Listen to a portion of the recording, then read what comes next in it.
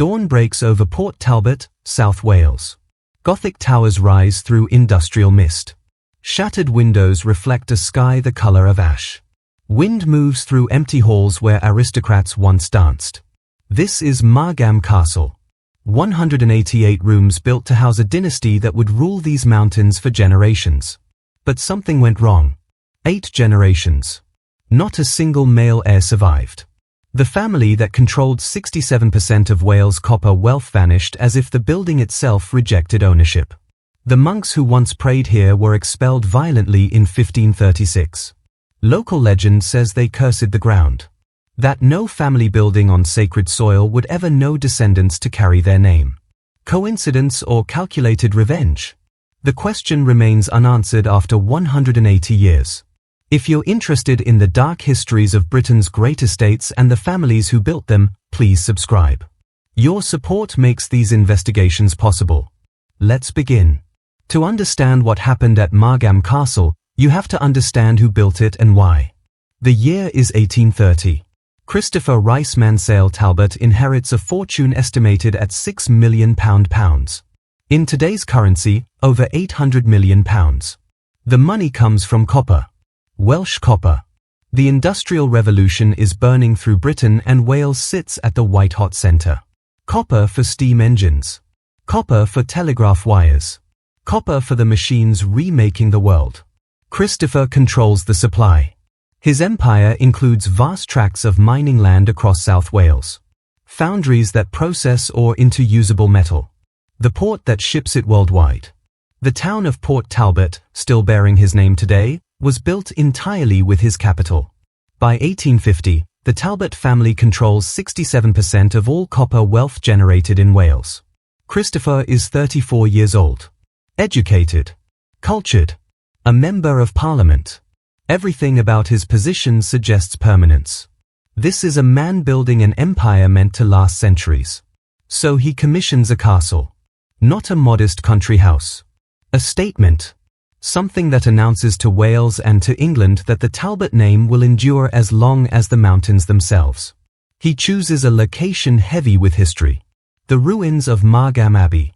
A Cistercian monastery founded in 1147, dissolved violently by Henry VIII in 1536 during the purge of Catholic institutions across Britain. The monks were driven out. Their lands seized. Their way of life erased. Christopher decides to build his castle directly on top of those ruins, incorporating the medieval stones into his modern design. Past and present fused together in limestone and ambition. He hires Thomas Hopper, one of Britain's premier architects. A specialist in Tudor Revival and Gothic styles. Hopper had designed castles before, but nothing on this scale. The instructions are clear. Build something that cannot be ignored. Construction begins in 1830. 350 workers labor for 12 years straight, extracting 4,000 tons of bathstone from local quarries, hauling it up the hillside, cutting and setting each block to Hopper's exact specifications. The result is a Gothic Tudor fortress of 188 rooms spread across 98 acres of ornamental gardens. Inside, the craftsmanship rivals anything in Britain. Oak paneling carved by hand. Ceilings with fan vaulting lifted from medieval cathedrals. A library designed to hold collections that would challenge national institutions. Christopher installs the latest technology. Central heating, a luxury almost unknown outside royal palaces. Electric call bells for summoning servants. An astronomical observatory in the highest tower. By 1840, Margam Castle is complete. It dominates the landscape. Visible for miles. A monument in stone declaring that the Talbot family has arrived and will never leave. Everything suggests dynasty. Stability. The kind of wealth that compounds across generations, growing stronger with each passing decade. But the dynasty would last exactly one more generation before the pattern began. 12 years. That's how long it took to raise Margam Castle from Welsh bedrock. But the real construction began decades earlier, in the choices that made the Talbot fortune possible. Christopher's wealth didn't appear overnight. It accumulated through 3 generations of strategic marriages, land acquisitions, and industrial timing that bordered on prophetic. The family understood something fundamental. Land doesn't just sit there. It contains value waiting to be extracted. Minerals beneath the surface. Timber in the forests. Rent from tenants. And in Wales in the 1800s, copper. The deposits ran deep through the hills of Glamorgan. Ore so rich that fortunes could be carved out of a single hillside. But extracting it required capital. Equipment. Labor. Transportation networks to move the refined metal to ports and then to markets. The Talbots controlled all of it. They owned the mines. They owned the smelters. They owned the railways connecting mine to foundry to port. They owned the port itself. This wasn't just business. This was vertical integration before the term existed. Total control of the supply chain from earth to export. And it made them extraordinarily wealthy. Christopher took that wealth and poured it into Margam Castle. Not as a home, exactly. More as a physical argument. Proof that industrial money could match or exceed the prestige of old aristocratic blood. The castle's design reflected that ambition. Thomas Hopper drew inspiration from Tudor palaces and Gothic cathedrals. The exterior combined military strength with decorative excess. Towers that served no defensive purpose. Battlements that existed purely for show. Every carved detail announced wealth without practical function. Inside, the spaces were designed to overwhelm. The entrance hall lifted through 3 full stories. Stone walls climbing toward a vaulted ceiling painted with heraldic symbols. Marble floors polished to a mirror shine.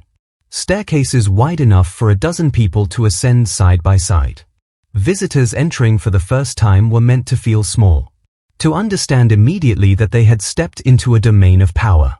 The library occupied an entire wing. Shelves from floor to ceiling designed to hold 10,000 volumes. A hidden spiral staircase led to an upper gallery. The room was intended not just for reading but for display.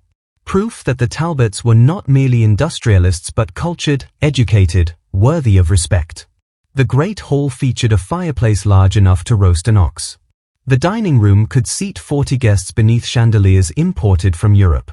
Bedrooms were appointed with 4-poster beds, silk wall coverings, and private dressing rooms. Beneath it all ran the machinery that made Victorian luxury possible. Boiler rooms in the basement, vast as small factories, burned coal to feed the central heating system. Miles of pipe carried hot water to radiators in every room. In winter, when Welsh cold cut through stone, the castle stayed warm. A miracle of engineering for 1840. The kitchens were industrial operations.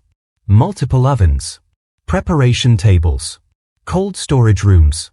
A staff of cooks and scullery maids working in shifts to feed the family and an army of servants. Because maintaining Margam Castle required an army. Housemaids to clean 188 rooms.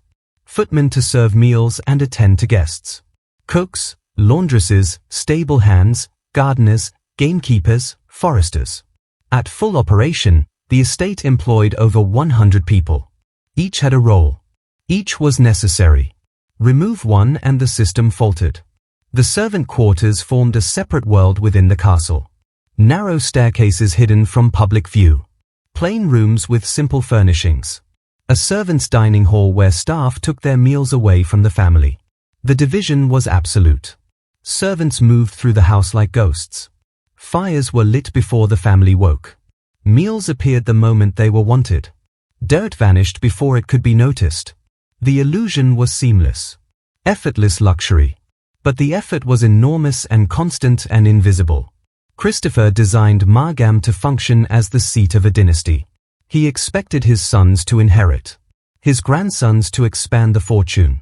His great-grandsons to look back on him as the founder of a line that stretched forward indefinitely. The castle embodied that expectation. Built not for decades but for centuries. Stone that would outlast timber. Foundations driven deep into bedrock. Craftsmanship intended to endure. But dynasties require heirs. And that's where the problems began. Christopher Rice Mansel Talbot died in 1890 without a male heir. He had children. Daughters. But Victorian inheritance law was brutal and specific. Property passed through the male line. Daughters could inherit wealth, but not the family name. Their children would carry their husband's surname. The Talbot name would not continue through Christopher's bloodline. The estate passed to his daughter, Emily Charlotte Talbot. She had married into minor nobility. Her children would be well provided for. But they would not be Talbots in the way that mattered. This might have been unfortunate but unremarkable. Aristocratic lines ended all the time through simple demographic chance. Families without sons adopted nephews or passed estates to distant cousins. But at Margam, the pattern didn't stop. Emily had sons. Multiple boys born in the 1860s and 1870s. Each one seemed healthy at birth. Each one died young. The first was Thomas Christopher Talbot, born 1860. At age 7, he fell down the tower staircase. The fall should not have been fatal. The stairs were not particularly steep. Yet the boy died from his injuries within hours. The death was ruled accidental. Tragic but not suspicious. The second son was Theodore Mansel Talbot, born 1875. He reached adolescence. Strong, active, showing no signs of illness. Then, at age 14, he contracted sudden pneumonia. Within 3 days, he was dead. Again, an accident of nature. Pneumonia killed thousands every year in Victorian Britain. Nothing unusual. Except the date. Both boys died on September 4th. September 4th, 1536, was the date Margam Abbey was officially sacked during Henry VIII's dissolution of the monasteries. The day royal commissioners arrived to expel the monks and seize the property. The coincidence was noted by family members in private letters. But coincidences happen. Patterns emerge from randomness. No one wanted to speak the word cursed aloud. The third male child was never officially named. Born in 1902, he appears in parish baptismal records but not in family genealogies. Cause of death listed as constitutional weakness. He lived 48 hours. Emily's diaries, donated to Glamorgan County Archives in 1960, describe years of mounting dread. She writes about dreams. Recurring nightmares of hooded figures walking the corridors at night. Moving from the abbey ruins toward the castle in silent procession. Her mother had described identical dreams decades earlier. Emily writes about sounds. Gregorian chants in Latin echoing through the halls at 3 a.m. Always on nights with no moon. Always the same phrases she couldn't understand but that seemed to carry weight and intention. She writes about cold. Specific rooms that stayed freezing even in summer. Rooms where fires wouldn't draw properly. Where candles guttered and went out for no reason. The library was the worst. Staff refused to enter it alone after dark. Multiple servants reported seeing a figure in monk's robes standing among the bookshelves. When approached, it would turn toward them, face hidden in shadow, then vanish. Emily tried rational explanations. Old houses settled. Wood expanded and contracted. Imagination fed on itself in isolation. But the deaths kept coming. By 1920, no male Talbot heir had survived past adolescence in 3 generations. Historians looking at the pattern later would calculate the odds. For 8 consecutive generations to end without surviving male heirs, given normal mortality rates and average family sizes, was statistically extraordinary. Not impossible, but improbable enough to trigger questions. Medical records from the family physician, preserved in archive, mention hereditary constitutional defects. But no specific diagnosis. No clear genetic condition that would explain the pattern. What the records do show is this: Talbot women gave birth to healthy boys at normal rates. Those boys died at rates far exceeding statistical averages. And they died in ways that, individually, seemed like accidents or illness. But collectively formed a pattern too consistent to ignore. Local legend offered an explanation the family could never quite dismiss. The Cistercian monks expelled from Margam Abbey in 1536 had cursed the ground. The curse was specific: any family building on sacred soil would never know heirs to carry their name. The monks had built for God and eternity, expecting no earthly reward. The Talbots built for dynasty and legacy, demanding that their name outlast them. The curse, if it existed, was poetic. The family that wanted permanence got extinction. The building meant to house generations became a tomb for ambitions. Emily lived to 1918. She died at 101 years old, having outlived her husband, all her children, and most of her grandchildren. The castle passed to a distant nephew who had no interest in living there. For the first time since 1840, Margam Castle stood empty. The castle stood empty, but it was never truly vacant. During World War II, the British Ministry of Defence requisitioned Margam Castle as a temporary military hospital. Wounded soldiers convalescing far from the front lines. The building seemed ideal. Remote. Spacious. Far from German bombing raids. The patients reported problems almost immediately. Night after night, men recovering from injuries described the same phenomena Emily Talbot had documented 30 years earlier. Footsteps in empty corridors. Doors closing on their own. The temperature in certain rooms dropping 15 degrees Celsius in seconds for no reason the heating engineers could find. And the chanting. Multiple soldiers, men with no connection to each other, no knowledge of the castle's history, described waking at 3 a.m. to the sound of male voices singing in Latin. Not English. Not Welsh. Latin. The words were liturgical. Psalms. The kind of chants Cistercian monks would have sung during night prayers. Medical reports from 1943, declassified decades later, document 23 patients requesting transfer to other facilities specifically because of nocturnal disturbances affecting recovery. The ministry conducted an investigation. Engineers checked the building's acoustics. Psychologists interviewed patients to determine if shell shock or trauma was creating mass hallucination.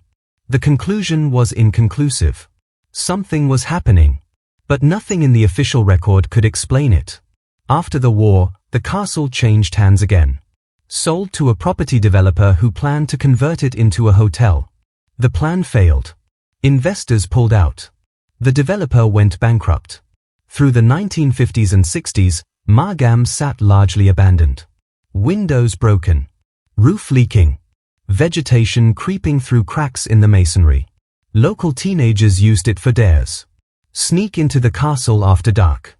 Spend an hour inside. Prove you weren't afraid. Most didn't last 20 minutes. The stories they brought back were remarkably consistent.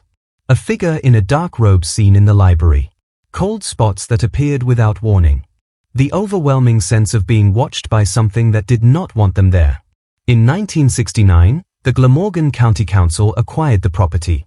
The plan was restoration and public access. Margam would become a historic site. A piece of Welsh heritage preserved for education. The restoration crews encountered immediate problems. Workers refused to enter certain rooms. Specifically the East Wing, where Emily's sons had died. Tools would go missing. Equipment would malfunction. Unexplained accidents injured multiple crew members. A foreman, interviewed years later, described finding his workers standing outside one morning, refusing to go in. They'd heard screaming during the night. A child's voice. Coming from the tower. No child had been in the building. The council brought in structural engineers, convinced the sounds were wind through broken windows or old pipes expanding. The engineers found nothing that would produce those specific acoustics. Restoration continued. Slowly. Expensively. Rooms were stabilized. Roofs repaired. But 40% of the castle remained too damaged or too dangerous to open to the public. Margam Castle opened for tours in 1977. That's when the documentation really began. Paranormal investigation teams started visiting in the 1980s. Initially dismissed as publicity stunts, the investigations became more sophisticated over time. Thermal cameras. Electromagnetic field detectors. Audio recording equipment sensitive enough to capture frequencies below human hearing. Between 1980 and 2024, more than 300 formal investigations have been conducted at Margam Castle. Not casual ghost hunts. Structured studies with equipment, control protocols, and detailed reporting. The findings, while not scientifically conclusive, show remarkable consistency. Thermal cameras repeatedly record human-shaped heat signatures in the East Wing. Figures that appear, move, and disappear in patterns that don't match staff movement or environmental factors. EMF detectors spike in specific locations. The library. The tower staircase. The chapel ruins. The spikes occur independent of electrical wiring or outside interference. Audio recordings capture voices. Not always intelligible, but clearly vocal, clearly human. Speaking in what linguistic analysis suggests is medieval Latin and Middle Welsh.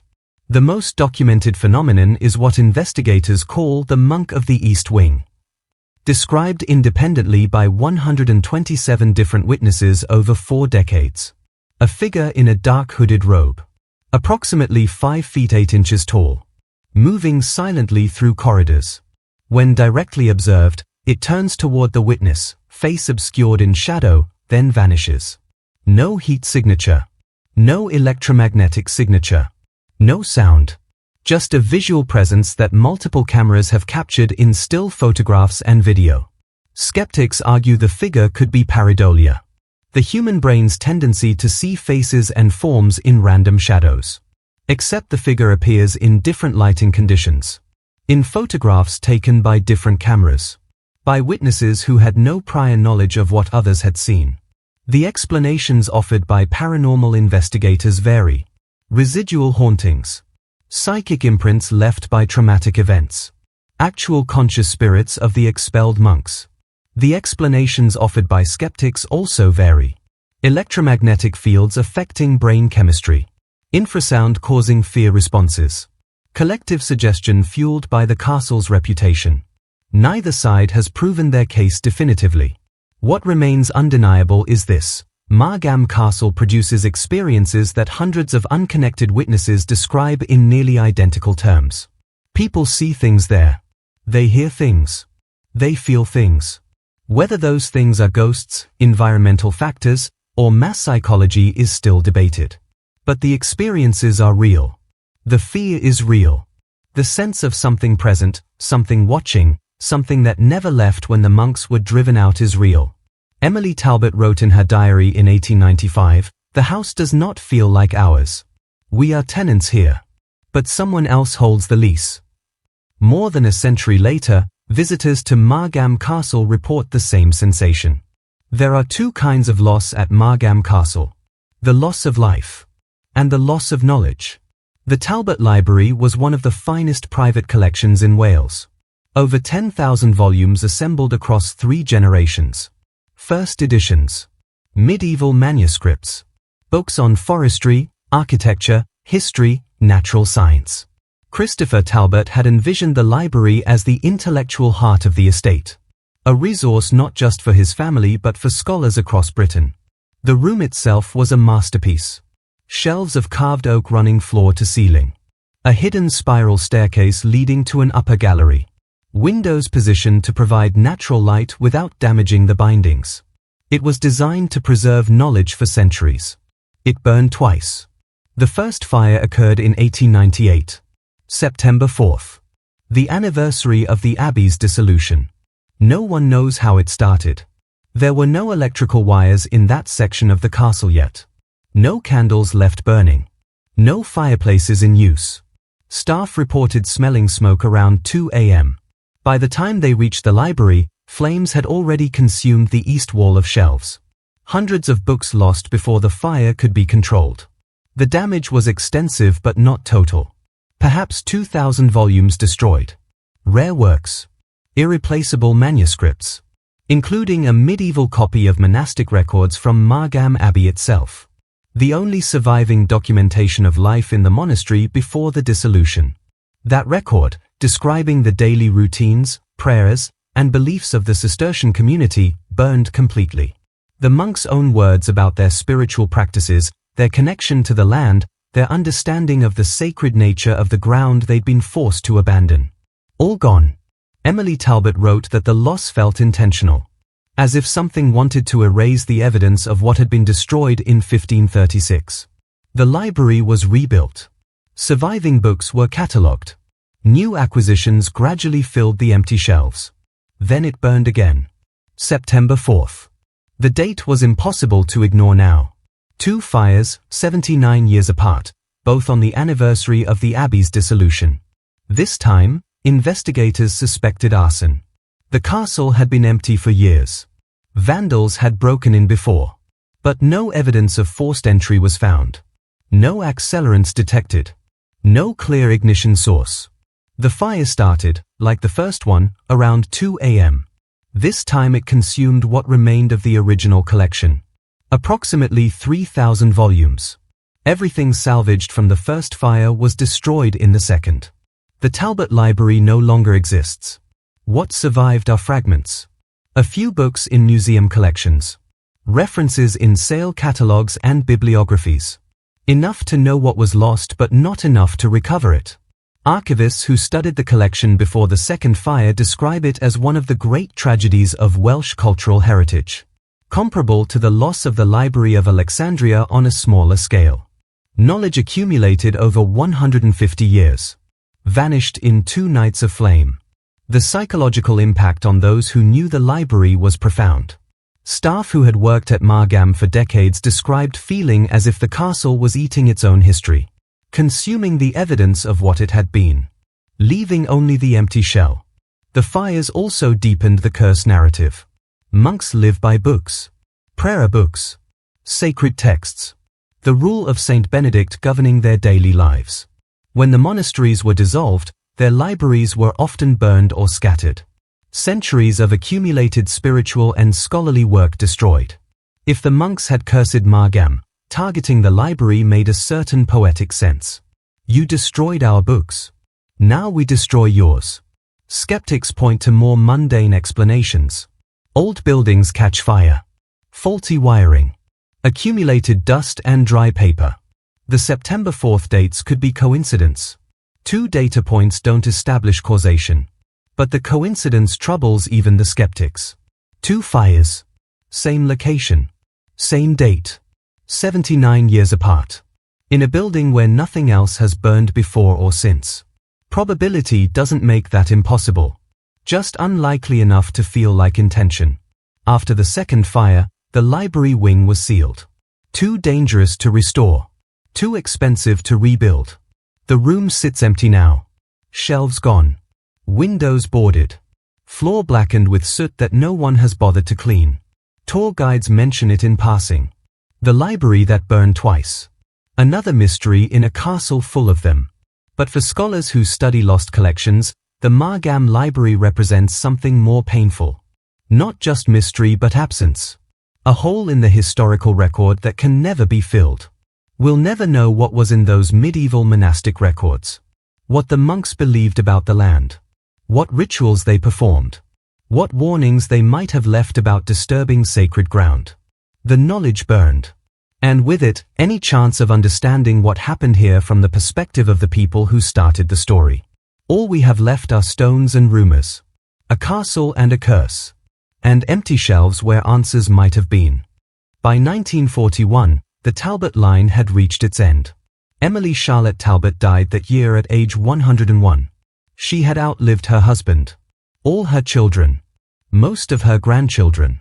The estate passed to a distant cousin, several times removed, who had never lived at Margam and had no desire to start.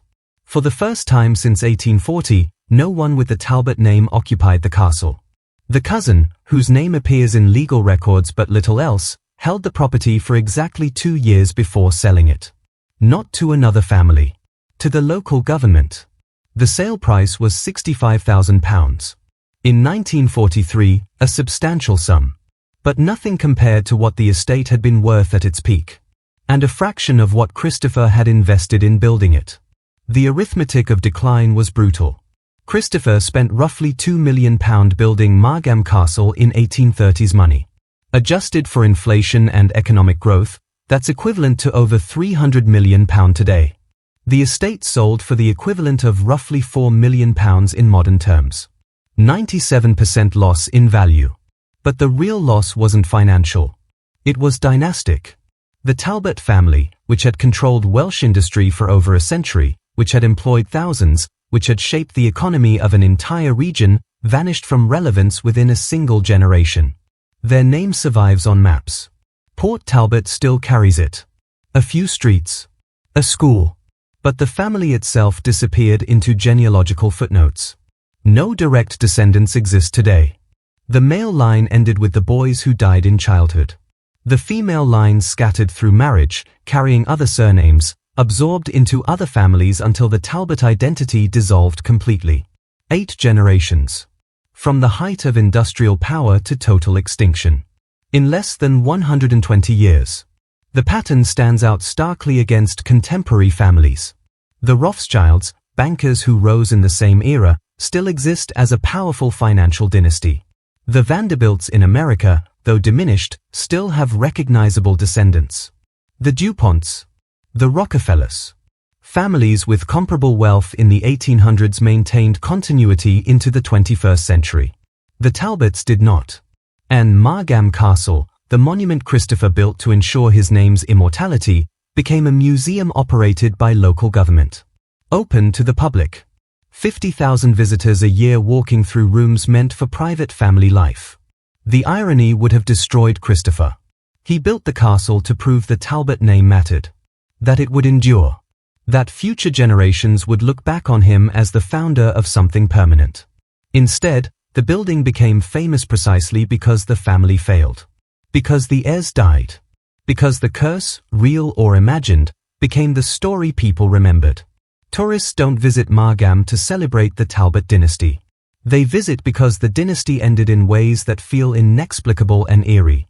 The castle's fame rests on absence. On the family that should have been there but wasn't. This is the final cruelty of Margam's history. Christopher wanted legacy. He got a ghost story. He wanted his name carried forward by sons and grandsons building on his foundation. He got empty rooms and tour groups speculating about curses. The building survived. The name survived. But the family, the actual line of human continuity Christopher cared about most, was erased. In 2024, if you search for living Talbot descendants connected to Margam Castle, you find nothing. The genealogical trail goes cold in the mid-20th century. The monks, expelled in 1536, had no descendants either. They lived celibate lives, expecting no earthly legacy. Their immortality was supposed to be spiritual. In God's kingdom. Not in bloodlines. The Talbots wanted earthly immortality. Bloodlines carrying their name forward indefinitely. In the end, both groups got the same result. Extinction. The difference is the monks chose it. The Talbots had it forced upon them. Or did they? One last detail from the archives troubles anyone looking closely at the pattern. Christopher Rice Mansel Talbot, the man who built Margam Castle, who controlled 67% of Wales' copper wealth, who seemed destined to found a dynasty, made a curious decision late in life. He donated substantial funds to restore Margam Abbey's ruins. Not to rebuild the monastery. That was impossible. But to preserve what remained. To maintain the medieval stonework. To ensure the ruins wouldn't collapse completely. Why would he do that? If he believed, even slightly, that building on sacred ground had brought misfortune, why not demolish the ruins entirely? Why preserve the very thing that might have cursed his family? The answer isn't recorded. Christopher didn't explain his thinking. But the donation was made. The ruins were preserved. And they still stand today. Older than the castle. More durable, in some ways, than the Victorian mansion built to overshadow them. The monks are gone. The Talbots are gone. Only the stones remain. Indifferent to the families that came and went. Indifferent to curses and fortunes and the desperate human need to be remembered. Margam Castle operates today as a tourist attraction. Managed by Port Talbot Council. Open for tours, weddings, seasonal events. Approximately 50,000 people visit each year. They walk through the entrance hall, admiring stone that climbs 3 stories toward vaulted ceilings.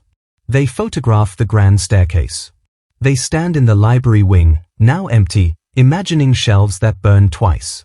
What they're really visiting is a tomb. Not a tomb for bodies. A tomb for ambitions.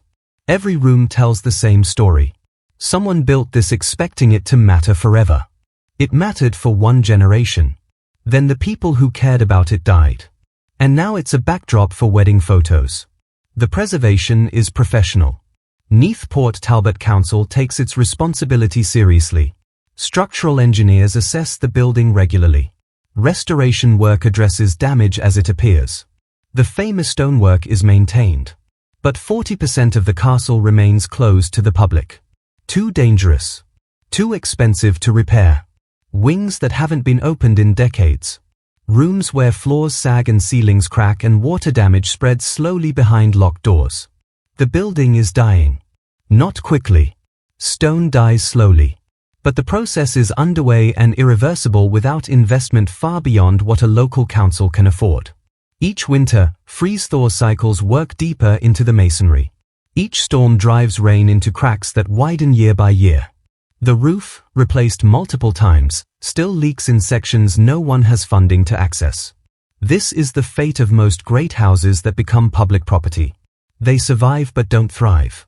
Maintained at a level that prevents immediate collapse but allows gradual deterioration. Given enough centuries, they'll crumble back into the landscape they were raised from. Margam's paranormal reputation has become its primary draw. The council doesn't advertise it officially. But the ghost stories drive traffic. Paranormal investigation teams book overnight access. Television shows feature the castle in episodes about haunted Britain. The most haunted castle in Wales label appears in marketing materials, unofficial but effective. Visitors come hoping to see something. Most see nothing. A few report experiences they can't explain. The cycle continues. The phenomena documented by earlier investigators still occur. Staff report the same sounds, the same cold spots, the same sense of presence. But whether those phenomena are supernatural or psychological or environmental remains unproven. The debate continues. The evidence accumulates. The mystery persists. What's certain is this: Margam Castle affects people. Something about the building, its history, its atmosphere, its accumulated weight of tragedy and loss, creates emotional responses strong enough that visitors describe them decades later. They remember the cold, the silence, the feeling of being watched, the sensation that something happened here, something unresolved, something that refuses to be forgotten even as the details fade. The weddings held at Margam add another layer of irony. Couples marry in a building where multiple families failed, where love couldn't produce heirs that survived, where dynasty died despite wealth and effort and desperate hoping. They don't think about that. They see Gothic beauty, romantic architecture, the perfect backdrop for photos. Which is fine. The building needs revenue.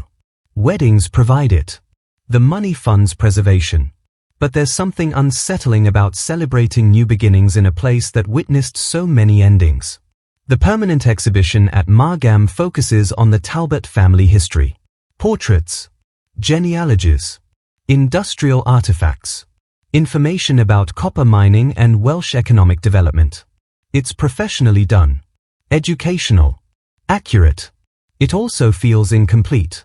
The exhibition mentions the deaths of male heirs, notes the statistical improbability, acknowledges local legends about monastic curses. But it stops short of conclusions, presents the facts. Lets visitors decide what they mean. This is probably appropriate. Museums shouldn't make supernatural claims. They should document and educate. But something important gets lost in that restraint. The exhibition treats the curse as folklore. Interesting but not serious. A story people told to explain tragedy they didn't understand. What it doesn't capture is the lived experience of people who inhabited this space. Emily Talbot didn't treat the phenomena she experienced as folklore. She documented them as reality. Frightening, persistent reality that shaped her daily life. The soldiers convalescing here during World War II didn't request transfers because of folk tales. They left because of things they experienced directly. Things that terrified them. Current staff who work at Margam don't avoid certain rooms because of stories they heard. They avoid them because of things they feel. The gap between official history and lived experience is where the truth of Margam actually lives. Not in provable facts. Not in documented deaths and financial records. But in the accumulated testimony of people who say, something is wrong here. Something has always been wrong here.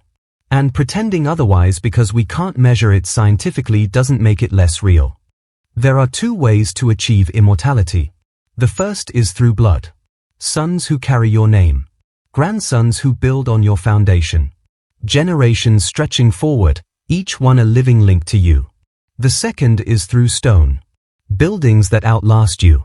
Monuments that carry your name even after your descendants are gone. Christopher Rice Mansel Talbot chose stone. He built Margam Castle to be permanent. To stand for centuries. To announce the Talbot name long after he was dead. In that narrow sense, he succeeded. The castle stands. His name is attached to it. Thousands of people each year learn that Christopher Talbot built this place. But the immortality is empty. No one at Margam remembers Christopher as a person. They know facts. Birth date. Death date. Wealth. Political positions. Architectural choices. They don't know his voice. His humor. His fears. His private thoughts about the building he commissioned or the legacy he hoped to create. The stone preserved his name. It didn't preserve him. The monks at Margam Abbey understood this distinction. They built for God, not for personal legacy. Their monastery was meant to glorify something beyond themselves. When they died, their names disappeared. Buried in unmarked graves. Forgotten deliberately as an act of humility.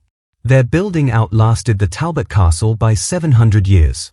The abbey ruins predate Margam Castle. They'll likely outlast it.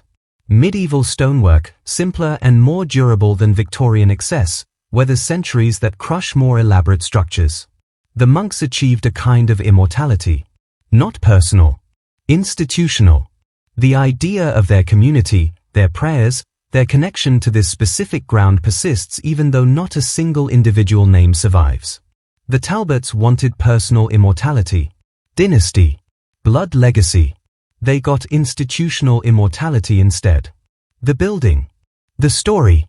The cautionary tale about ambition meeting forces beyond human control. It's not what they wanted. But it's what they got. Standing in Margam Castle today, you can feel the tension between these two kinds of immortality. The stones want to endure. They were cut and set to last. But they are losing. Slowly. Inevitably. To water and time and the basic entropy that takes everything eventually. The name wants to mean something. To carry weight. To command respect. But it's become a brand. A label for ghost tours and wedding packages. Commercially useful. Historically interesting. Personally meaningless. This is what happens when you build monuments to yourself. You might get the monument. But you lose yourself in it. The building becomes more important than the builder. The story becomes more important than the people who lived it. Margam Castle is Christopher Talbot's grave. Not literally. He's buried in a churchyard miles away. But metaphorically. This is where his ambitions died. Where his dreams of dynasty ended. Where everything he worked for dissolved into tour schedules and maintenance budgets. The monks were driven from their abbey in violence and terror. Their community shattered. Their life's work destroyed. But their curse, if it existed, succeeded completely. The family that built on sacred ground produced no heirs. The dynasty that wanted to rule these mountains for generations vanished in less than a century. The name that was supposed to echo through Welsh history became a footnote. And the monastery ruins still stand. Older than the castle. Quieter. More durable. The monks won. Not in life. In life they lost everything. But in the longer game of time and stone and the question of what endures, they got exactly what they wanted. The Talbots are gone. The abbey remains. Simple. Medieval. Built for prayer, not for show. Outlasting the Victorian monument that tried to erase it. So what do we learn from Margam Castle? That curses are real? That wealth can't buy immortality? That Gothic architecture attracts ghosts? The lessons are subtler than that. And more applicable. Lesson 1. Monuments to yourself always fail in the ways that matter most. Christopher built Margam to secure his legacy. To ensure the Talbot name endured. To prove his importance. The building stands. But it proves nothing except that he had money and ambition. Qualities shared by thousands of forgotten men whose names appear in no history books. What would have secured his legacy? Not stone. People. Children who survived. Grandchildren who remembered him fondly. Great-grandchildren who told stories about him that weren't just dates and financial figures. Dynasty isn't built with architecture. It's built with relationships. Love. Care. Investment in the humans who carry you forward. Christopher invested in stone. The stone outlasted him but couldn't love him back. Couldn't remember him. Couldn't care that he'd ever existed. The building is a beautiful grave. Nothing more. Lesson 2. You can't escape history by building on top of it. Margam Castle literally incorporates the ruins of the dissolved abbey. Medieval stones mixed with Victorian brickwork. Past and present forced together. Christopher thought he was honoring history. Preserving it. Creating continuity between the monastic past and the industrial present. But you don't honor what you build over. You suppress it. The monks didn't want their monastery turned into a rich man's garden ornament. They wanted it left sacred. Or destroyed completely. Christopher chose a middle path. Preserve the ruins but strip their meaning. Turn sacred space into scenic backdrop. That decision echoes through British history. Countless dissolved monasteries. Seized for profit. Repurposed without permission. Treated as raw material for later projects. The curse narrative suggests the monks refused to be repurposed. Refused to quietly accept their erasure. Whether that's literally true or psychologically true or just a useful story doesn't matter as much as the underlying message. History has weight. You can ignore it. Build over it. Pretend it doesn't matter. But it seeps through. Sooner or later. Lesson 3. Statistical improbability feels like intention. 8 generations without surviving male heirs. Is that a curse or bad luck? Mathematically, it's possible. Unlikely but not impossible. Psychologically, it feels targeted. Deliberate. Meaningful. Humans are pattern-seeking creatures. We see intention in randomness. Agency in accident. Stories in statistics. The curse narrative gives meaning to pain that would otherwise feel senseless. Emily Talbot lost multiple sons. That's unbearable. But if she lost them because of an ancient curse, because of something her family did wrong, then at least there's a reason. A story. A shape to the suffering. Pure randomness is harder to accept. So we tell stories. Ghost stories. Curse stories. Cautionary tales about hubris and sacred ground and the consequences of disturbing forces we don't understand. Maybe those stories are true. Maybe they're coping mechanisms. Probably they are both. Lesson 4. Places hold memory differently than people do. Human memory fades. Generations pass. Details blur. Within a century, personal recollection is gone. Replaced by documents and second-hand accounts. But places remember in their own way. Not consciously. Not with intention. But through accumulated association. Layered experience. The weight of everything that happened there pressing into the present. Margam Castle feels heavy. Everyone who spends time there comments on it. Something in the atmosphere. The silence. The way light moves through certain rooms. That feeling might be electromagnetic fields affecting brain chemistry. Might be infrasound from wind through broken windows. Might be the power of suggestion shaped by reputation. Or it might be memory. Embedded in stone and air and the accumulated sorrow of families who failed and monks who were destroyed and all the human pain that soaked into this ground over centuries. We don't have good language for that kind of memory. Science doesn't measure it well. But anyone sensitive to places knows it exists. Margam remembers. Not in words. In weight. In atmosphere. In the persistent sense that something unresolved lingers here. Lesson 5. Beauty and tragedy coexist. Always. Margam Castle is stunningly beautiful. The architecture is masterful. The setting is dramatic. The craftsmanship is extraordinary. It's also a monument to failure. Loss. Extinction. Grief. Both things are true simultaneously. We want clear stories. Good or bad. Success or failure. Beautiful or tragic. Reality refuses that clarity. Margam is gorgeous and cursed. Triumphant and doomed. A masterpiece and a warning. The tension between those truths is what makes it compelling. If it were only beautiful, it would be pleasant but forgettable. Another nice historic house. If it were only tragic, it would be depressing. A ruin to avoid. But beautiful and tragic together? That's haunting. That stays with you. That's what makes people visit. What makes them remember. What makes the story worth telling 180 years after the castle was built. Final lesson: nothing is permanent. Not wealth. Not power. Not names. Not stone. The Talbot fortune is gone. Dispersed. Absorbed into larger economic systems. The Talbot name exists on maps and in genealogies. But the family itself is extinct. The castle stands. For now. But it's deteriorating. Funding is limited. Climate change is accelerating decay. Give it another century. Maybe two. And Margam Castle will be ruins. Like the abbey before it. And that's fine. Everything ends. Buildings. Families. Empires. Civilizations. The question isn't whether you'll be forgotten. You will be. The question is what you do with the time you have. Whether you invest in things that matter. People. Love. Care. Beauty for its own sake, not as a monument to yourself. Christopher Talbot built Margam to defeat time. To ensure his name outlasted him. Time won. It always does. But the monks, who built expecting nothing, who surrendered their names willingly, who invested in prayer and community rather than dynasty, their spirit survived. Not their individuals. Their idea. The notion that some things matter more than being remembered. That's the real lesson of Margam Castle. Build for yourself and you'll be forgotten.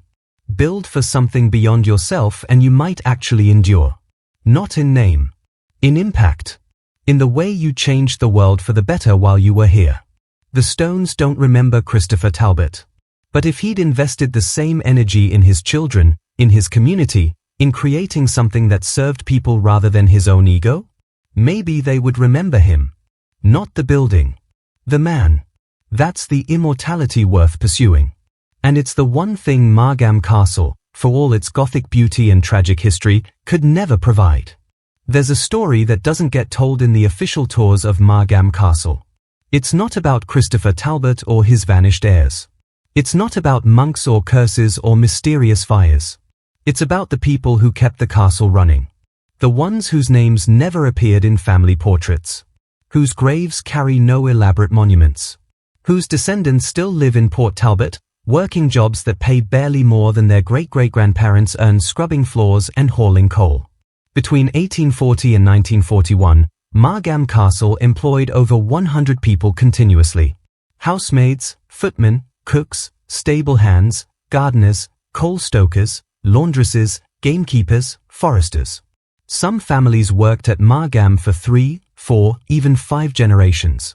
A boy would start at 12 years old, carrying coal to keep the boilers running. If he was reliable, he'd move up to footman. Then butler, maybe, if he lived long enough and the position opened. His son would follow the same path. His grandson. The women had fewer options. Kitchen maid. Laundress.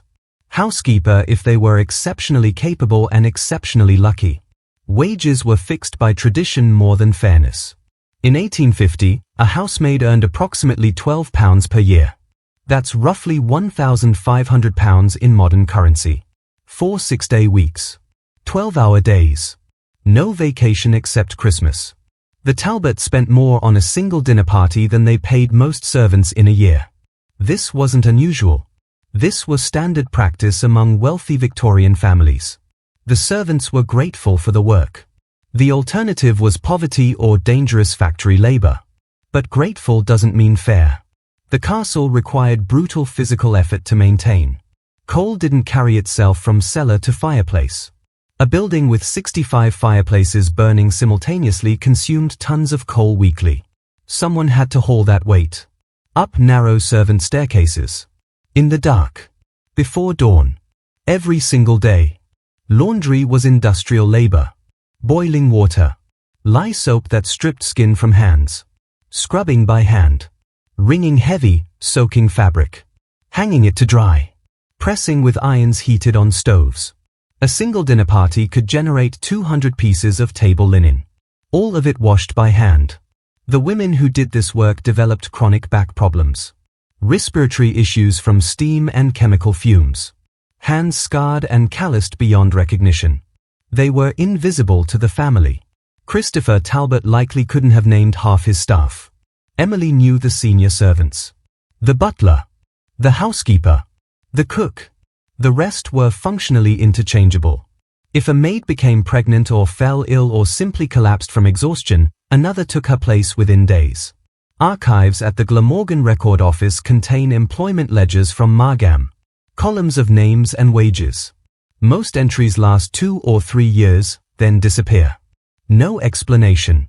No record of where they went or what happened to them. Some died. Workplace accidents were common and rarely investigated. A stable hand kicked by a horse. A coal stoker who fell down cellar stairs. A kitchen maid burned when a pot of boiling water tipped. These deaths didn't make newspapers. They warranted a line in the estate accounts. Funeral expenses. Replacement wages. Nothing more. Other servants simply left. Married, maybe. Found better positions elsewhere. Or more likely, broke down physically and returned to families who couldn't afford to support them but had no choice. The servants' quarters at Margam still exist. Closed to tourists. Too depressing for the brand. Narrow rooms with stone floors. No heat except what drifted up from the boilers below. Single small windows that let in minimal light. Workers slept 3 or 4 to a room. Privacy was impossible. Rest was limited. The day started at 5 a.m. and ended when the work was done, which could be midnight during the social season. The servants' dining hall was marginally better. Long wooden tables. Benches. Plain food, but decent portions. The Talbots weren't deliberately cruel. They fed their staff adequately. But adequate wasn't generous. Meals were starchy and heavy. Bread, potatoes, occasional meat. Designed for fuel, not pleasure. The hierarchy among servants was rigid and ruthlessly enforced. Senior staff ate separately from junior staff. English servants ranked above Welsh servants. Men had privileges women didn't. A footman could aspire to butler. A housemaid topped out at housekeeper, and only a few achieved even that. The system worked because everyone understood their place. Deviation meant dismissal. Complaint meant blacklisting. There were always more workers than positions. The Talbots held all the power. When the family started declining, the servants felt it first. Wages were delayed. Staff positions were cut. Rooms were closed, reducing the workload but also reducing hours and pay. By the 1920s, employment at Margam had shifted from secure to precarious. Workers stayed because they had nowhere else to go, not because the position offered opportunity. When the estate finally sold in 1943, most staff were simply let go. No severance. No pension. After decades of service, a week's notice and a character reference if they were lucky. Some found work elsewhere. Most didn't. They were older by then. Worn down. Skills that worked in a Victorian castle didn't translate to modern employment. A woman who'd spent 40 years washing linens by hand couldn't compete with younger workers in mechanized laundries. A man who'd tended horses his entire life had no place in a world switching to automobiles. The few oral histories collected from former Margam servants in the 1970s tell a consistent story. Pride in their work. Bitterness about their treatment. Resignation that the world was always going to be rigged against people like them. One interview stands out. Margaret Evans, who worked as a kitchen maid from 1918 to 1935. She describes the castle as beautiful and terrible in the same breath. Beautiful to look at. Terrible to maintain. She remembers the cold. The endless stairs. The fear of making mistakes that would cost her the job. She also remembers the Talbot boys who died. Not the official family members. The servants' children. 2 boys who worked at Margam fell seriously ill in 1898. Typhoid, likely, though no doctor was called for confirmation. Both died within a week. Margaret says her mother, who also worked at the castle, claimed those boys were buried in unmarked graves in the estate cemetery. Not in the consecrated ground with the Talbots. In the section for servants and paupers. No one knows their names now. They're not in the genealogies. Not in the museum exhibitions. Not in any official accounting of Margam's history. They existed. They worked. They died. They were erased. This erasure is part of the castle's story too. Not the dramatic part. Not the part that makes good television. But it's real. And it's important. Because Margam Castle, like every great house, was built on two foundations. Wealth and labor. We remember the wealth. The industrial empire. The copper millions. The architectural vision. We forget the labor. The broken backs and scarred hands. The women who scrubbed and the men who hauled coal. The children who started working before they were teenagers and died old before they were 40. Their ghosts don't make the paranormal investigation shows. But they are there. In every stone. In every polished floor. In every room that stayed spotless because someone worked themselves into exhaustion making it so. Margam Castle is a monument to the Talbot family. It's also a monument to everyone the Talbots used and forgot. The curse that ended the dynasty gets all the attention. The exploitation that built it gets almost none. Both are part of the same story. And both need to be told. The Talbot men weren't the only ones who died at Margam Castle. The official story focuses on heirs. Christopher's grandsons. The boys who should have inherited but didn't survive. But death didn't discriminate by class at Margam. It came for servants, visitors, and family members who weren't important enough to be remembered. Start with the accidents. In 1867, the same year young Thomas Christopher Talbot fell down the tower stairs, a groundskeeper named William Davies fell from the roof while repairing slate tiles. He was 32 years old. Married. 3 children. The fall broke his back. He died 2 days later in the servants' quarters. No hospital. No doctor beyond the local physician who confirmed the obvious. The estate paid for his funeral. £3. His widow received no pension. No compensation. She and the children were allowed to stay in estate housing for 6 months, then quietly asked to leave. William Davies is buried in the estate cemetery. His grave has a stone. Unlike many servants, someone cared enough to mark where he was buried. The inscription reads, "A faithful servant. Gone to God." Nothing about his name being William. Nothing about his family. Nothing identifying him as an individual beyond his function. He served. He died. That's all that mattered. In 1889, a fire broke out in the East Wing. Not the famous library fire of 1898. An earlier fire. Smaller. Contained quickly. But not before a housemaid named Catherine Morgan became trapped in a storage room. The official report says she was overcome by smoke. Died before anyone could reach her. She was 19 years old. Local rumor, preserved in oral histories, tells a different story. The room she was in had been locked from the outside. Someone had to unlock it to reach her body. Why was a storage room locked while someone was inside? The report doesn't say. The investigation, if there was one, produced no findings beyond accidental death. Catherine Morgan is not buried in the estate cemetery. Her family took her body back to their village for burial. She's listed in parish records there. But at Margam, she's forgotten. Erased from the official history as completely as if she'd never existed. Then there are the stillbirths.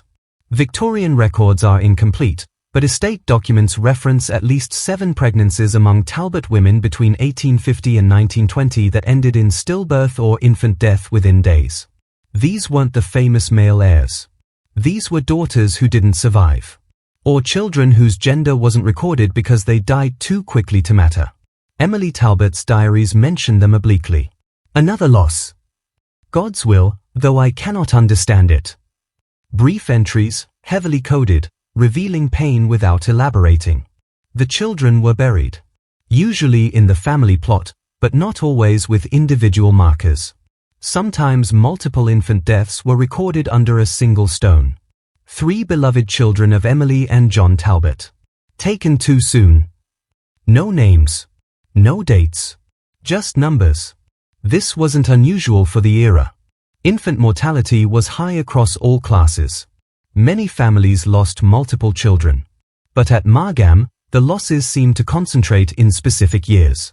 1867, 1889, 1898, 1902. The same years that marked other deaths. The falling boy. The pneumonia. The fires. As if certain years were cursed more heavily than others. Visitors died too. In 1876, a business associate of Christopher Talbot named Edward Pemberton arrived for a weekend shooting party. He was found dead in his bed the morning after arrival. The physician ruled it heart failure. Pemberton was 58, overweight, a heavy drinker.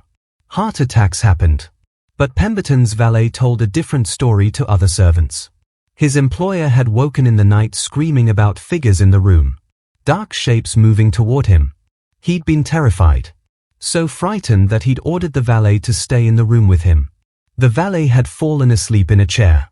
When he woke at dawn, Pemberton was dead. The official version never mentioned the valet's account. Christopher Talbot didn't want his guests frightened. Didn't want rumors spreading that Margam Castle was dangerous. So the death was recorded as natural. Unfortunate but explainable. Edward Pemberton was buried in his family's plot in Shropshire. His death at Margam became a footnote in estate records. In 1912, a tutor hired to educate the Talbot grandchildren died after 6 weeks of employment. His name was James Fletcher. 34 years old. Cambridge educated. Hired specifically because of his credentials and his reputation. He lasted less than 2 months. His letters home, discovered decades later in his family's papers, describe increasing unease. The children, he wrote, were terrified of certain rooms. They refused to study in the library. They claimed they heard voices in the corridors at night. Fletcher himself reported feeling watched. Followed. He developed insomnia. Headaches. A persistent sense that something in the house wanted him gone. He gave notice. Before he could leave, he collapsed in the entrance hall. Cause of death recorded as cerebral hemorrhage. He was buried in the local churchyard, not on estate grounds. His family wanted him brought home to Yorkshire but couldn't afford the transport. James Fletcher's grave marker lists his birth and death dates. Nothing about Margam. Nothing about the circumstances. But his letters survive. And they describe an experience identical to what others would report decades later. The castle rejected certain people. Made them sick. Made them leave or, if they couldn't leave fast enough, made them die. This pattern extends beyond documented deaths. Servants who worked at Margam reported higher rates of illness than servants at comparable estates.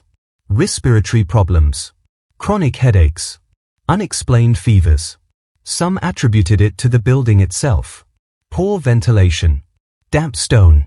Coal smoke from the heating system. Others believed the house was cursed. That it poisoned anyone who stayed too long. That the monks' revenge extended beyond the Talbot family to anyone who served them. There's no way to prove either explanation. Medical records from that era are incomplete. Causes of death were often guessed rather than diagnosed. But the pattern is there if you look for it. Margam Castle killed people. Not just heirs. Not just the famous. Servants, visitors, employees, infants. Anyone unlucky enough to be there at the wrong time. The difference is we only remember the deaths that mattered to wealth and dynasty. The rest disappeared into unmarked graves and forgotten records.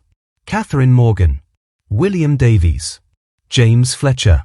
The unnamed infants. The stillborn daughters. They died at Margam just as surely as the Talbot boys did. But their deaths don't fit the curse narrative. Don't serve the ghost story. Don't add drama to the museum tours. So they are ignored. Erased. Written out of history as if their lives and deaths meant nothing. This erasure is its own kind of haunting. Not supernatural. Social. The haunting of forgotten people whose labor and lives built something that never acknowledged them. If Margam Castle is genuinely cursed, maybe the curse isn't supernatural at all. Maybe it's just the accumulated weight of everyone who suffered there. Everyone who died there. Everyone who gave their health and years and lives to maintain beauty they were never allowed to enjoy. That kind of curse doesn't need monks or rituals. It just needs injustice. And enough time for the pain to soak into the stones. Margam Castle sits approximately 400 meters from the Bristol Channel. Close enough to taste salt in the air. Close enough to hear waves during storms. Close enough that the sea is coming for it. This isn't supernatural. This is physics. Simple, inexorable, and accelerating. Sea levels along the Welsh coast have risen approximately 20 centimeters since 1900. That might not sound dramatic, but coastal erosion doesn't work linearly. It compounds. Higher water means stronger storm surges. Stronger surges mean more powerful waves hitting the shoreline. More powerful waves mean faster erosion of coastal defenses. The seawall protecting Margam's grounds was built in the 1830s. Victorian engineering. Solid for its time. But it was designed for Victorian sea levels and Victorian storm frequencies. Climate change has altered the equation. Wales now experiences coastal storms at intensities and frequencies that Victorian engineers never anticipated. Waves that would have been once-a-century events now happen every few years. The seawall is failing. Not catastrophically. Not yet. But section by section. Crack by crack. Each winter storm widens existing damage. Each high tide pushes a little further inland. Port Talbot Council knows this. Engineers have assessed the situation. The reports are public record. Protecting Margam Castle's grounds from the sea would require approximately £8 million in immediate seawall reconstruction and reinforcement. Then ongoing maintenance budgets of at least £500,000 annually. The council doesn't have that money. Central government funding for coastal protection prioritizes populated areas. Homes. Infrastructure. Not historic estates with 50,000 annual visitors. So the seawall deteriorates. And the sea creeps closer. Within 50 years, possibly less, storm surges will regularly overtop the current barriers. The formal gardens will flood. Salt water will seep into the ground, poisoning the soil, killing vegetation that survived for nearly 2 centuries. Within 100 years, absent massive investment, the sea will reach the castle itself. Stone can survive water. For a while. But salt water is corrosive. It works into cracks. It freezes and expands. It accelerates the decay that's already underway. The question facing Margam isn't whether the sea will claim it. The question is when, and whether anyone will care enough to fight back. This confronts Britain, and the world, with an uncomfortable reality. We have thousands of historic buildings sitting in vulnerable coastal locations. Castles, manor houses, monasteries, entire villages. All built during eras when climate was more stable and sea levels predictable. That stability is gone. We can't save all of them. The cost would be astronomical. Tens of billions of pounds across Britain alone. Money that doesn't exist and, realistically, won't be allocated for buildings when people need housing, healthcare, infrastructure. Choices will have to be made. Which historic sites are worth protecting? Which do we let the sea take? The criteria will be brutal. Economic value. Tourist revenue. Cultural significance as defined by whoever controls funding. Margam Castle is famous within Wales. Internationally, it's obscure. It generates modest tourist income. Not enough to justify massive coastal defense spending. The calculus is clear. Margam will probably be sacrificed. Not explicitly. Not through deliberate policy. But through benign neglect. Funding requests deferred. Maintenance postponed. Repairs made inadequate and temporary. Until eventually the sea breaches the gardens. Floods the ground floor. Makes the building uninhabitable. Then it becomes too expensive to save. And nature claims what humans can no longer maintain. This process is already underway globally. In Scotland, coastal fortifications are collapsing into the North Sea. In Cornwall, entire villages face abandonment within decades. In Norfolk, medieval churches fall from eroding cliffs. The same pattern plays out everywhere humans built near water without understanding that shorelines move. For thousands of years, they moved slowly, imperceptibly within human lifespans. Now they move fast, visibly, measurably year over year. And buildings that stood for centuries will disappear within generations. Margam Castle survived the monk's curse. It survived the extinction of the Talbot family. It survived 2 world wars and economic collapse. It won't survive climate change. Not without intervention on a scale that seems increasingly unlikely. The irony is sharp. Christopher Talbot built Margam with wealth extracted from the earth. Coal, copper, the raw materials of industrial revolution. That revolution began the carbon emissions that are now raising sea levels, warming oceans, and intensifying the storms that will destroy his monument. The castle was built by exploiting nature. It will be destroyed by nature reasserting balance. There's a poetic justice in that. The Talbots took from the land for generations. Stripped mountains, poisoned rivers, scarred landscapes in pursuit of profit. Now the land takes back what was built with that profit. Not through curses. Through chemistry and physics. The carbon cycle. The water cycle. Forces far more powerful than human ambition or supernatural revenge. In 2100, Margam Castle might be a ruin. Partially submerged. Windows gaping. Halls open to sky and sea. It will look, perhaps, much like the abbey ruins that Christopher incorporated into his design. Medieval stones crumbling beside Victorian ones. Both claimed by time and water. Both reduced to fragments of human ambition returning to earth. Future archaeologists, if any visit, will study both eras together. The monastery dissolved in 1536. The castle abandoned circa 2070s. Different causes. Same outcome. Human structures are temporary. Nature is patient. Water always wins eventually. The ghosts of Margam, real or imagined, won't care when the sea floods the corridors. The monk spirits, if they exist, might appreciate the symmetry. Their monastery was destroyed by human violence. The castle built on its ruins will be destroyed by human carelessness. Different mechanisms. Same lesson. Nothing lasts. Everything returns to earth and water eventually. Build carefully. Build humbly. Or build knowing that nature will dismantle whatever you create. Christopher Talbot built Margam to last forever. It will last maybe 250 years total. From 1840 to roughly 2090. A geological eye blink. The sea doesn't care about dynasties or architecture or the desperate human need to be remembered. It just rises. And waits. And slowly, inevitably, reclaims the land.